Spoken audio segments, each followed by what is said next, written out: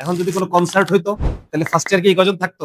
কেন হলো এটা? এরকম কেন? বলো দেখি। এই যে ইসলামের কোনো বিষয় নিয়ে কোনো কিছু হলে পরে মানুষ এত কম, হ্যাঁ? কেউ আগ্রহ পায় না, ইন্টারেস্ট পায় না। এছাড়া বাকি যা কিছু আছে এগুলোতে সবাই আমরা খুব ইন্টারেস্ট পাই, খুব মজা পাই। এটা কেন? এরকম কেন? ওই যে সৈয়দ মুজতবা আলী নামে একজন লেখক আছে, তাই না? ওনার একটা কথা, ওনার একটা গল্প আছে। ভাগ্যের কি পরিহাস, গোয়ালাকে ঘরে ঘরে ঘুরে ঘুরে দুধ বেচতে হয়, আর মদের দোকান দেখো মানুষ লাইন ধরে দাঁড়ায় আছে। তো এটা হচ্ছে বিষয়টা। এটার পেছনে কারণ হচ্ছে যে আল্লাহ রাব্বুল আলামিন একটা সিস্টেম করছেন আমাদের মধ্যে, যে আমাদের মধ্যে যেই জিনিসগুলা আমাদের কনস্ট্রাকটিভ, আমাদের বডির কোনো একটা গঠনের মধ্যে লাগে, বা দেখা যাচ্ছে কোনো একটা গঠনমূলক কোনো কিছু, একটা ভালো কোনো কিছু, ওইটার মধ্যে আল্লাহ তাআলা কিছু কষ্ট রাখছেন। বুঝা গেল? যেমন ধরো ফিজিক্যাল এক্সারসাইজ। ওই যে আহ, ইয়ে করছিলাম, কি বলে, তোমাদের এই জিমে ভর্তি হয়েছিলাম আমি আর ওই যে শাফিন, একদিন গেছি, ওই একদিনই গেছি শাফিন, আমি আর চাই নাই। হ্যাঁ, কারণ হচ্ছে এটার মধ্যে একটা কষ্ট আছে। হ্যাঁ, যেটা তোমার শরীরের জন্য ভালো, ওটার মধ্যে কিছু কষ্ট আছে। এবং এই যে যেটা ভালো, কষ্ট আছে, এরকম কাজের মধ্যে আল্লাহ তাআলা কিছু রিওয়ার্ড দিয়ে রাখছেন, যাতে মানুষ ওই কাজটা বারবার করে।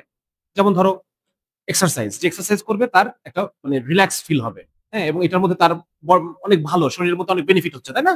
একই রকম ভাবে ধরো যে ফ্যামিলি মেনটেন করা, বিয়ে করা, এই বিয়ের মধ্যে যদি আল্লাহ তাআলা কিছু মজা না দিয়ে রাখতো নারী পুরুষ শারীরিক সম্পর্কের মধ্যে, তাহলে পরে কে ছাতার মাথায় এই ঝামেলা মাথার মধ্যে নাই? কেউ নাই এই ঝামেলা মাথার মধ্যে, কারো দরকার আছে? যদি এটার মধ্যে আল্লাহ তাআলা কিছু পরিমাণ যদি এই এন্টারটেইনমেন্ট না রাখতেন, তাহলে এই ঝামেলা কেউ মাথায় নিত না। তার মানে বোঝা যাচ্ছে যে এই যে জিনিসগুলা আমার কাজে লাগে এবং আমার জন্য ভালো কিন্তু কষ্টকর, এটার মধ্যে আল্লাহ তাআলা এক ধরনের সুখের একটা অনুভব দিয়ে রাখছেন। হ্যাঁ, এটা কিভাবে হয়? আমাদের ব্রেইনে একটা জায়গা আছে রিওয়ার্ড সেন্টার। ওই রিওয়ার্ড সেন্টারে ডোপামিন নামে এক ধরনের হরমোন আছে। সেই হরমোনটা সিক্রেট হয় যখন আমি কোনো একটা কাজ করি, তখন ওইটা যদি সিক্রেট হয় তাহলে কাজটা আমার কাছে মজা লাগছে। বোঝা গেল? কাজটা আমার কাছে ভালো লাগছে। এখন ঝামেলা হয়ে গেছে, যত ভালো কাজ এইগুলাতে ডোপামিন সিক্রেশনটা খুব অল্প এন্ড স্লো, আর যত বাজে কাজ এইগুলাতে ডোপামিন সিক্রেশনটা খুব র‍্যাপিড, শার্প এবং অনেক হাই। বুঝা গেছে?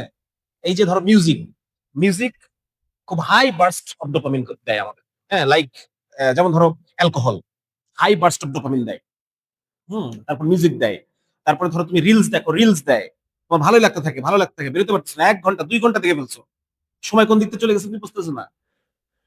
হ্যাঁ, এগুলো হচ্ছে সব হাই বার্স্ট অফ ডোপামিন। একটা মুভি যখন দেখো, হাই বার্স্ট অফ ডোপামিন।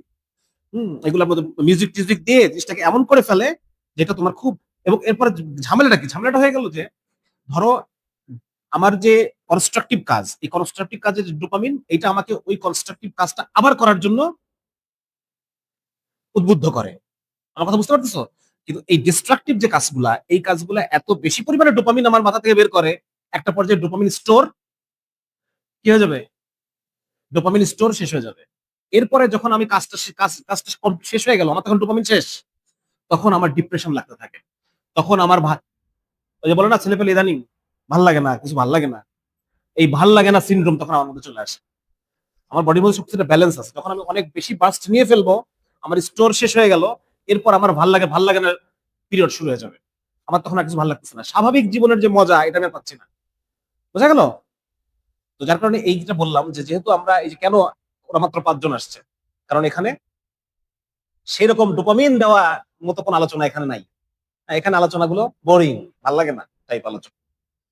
ওর চেয়ে বরং কিছুক্ষণ রিলস দেখলে এটা অনেক মজা, অনেক শান্তি।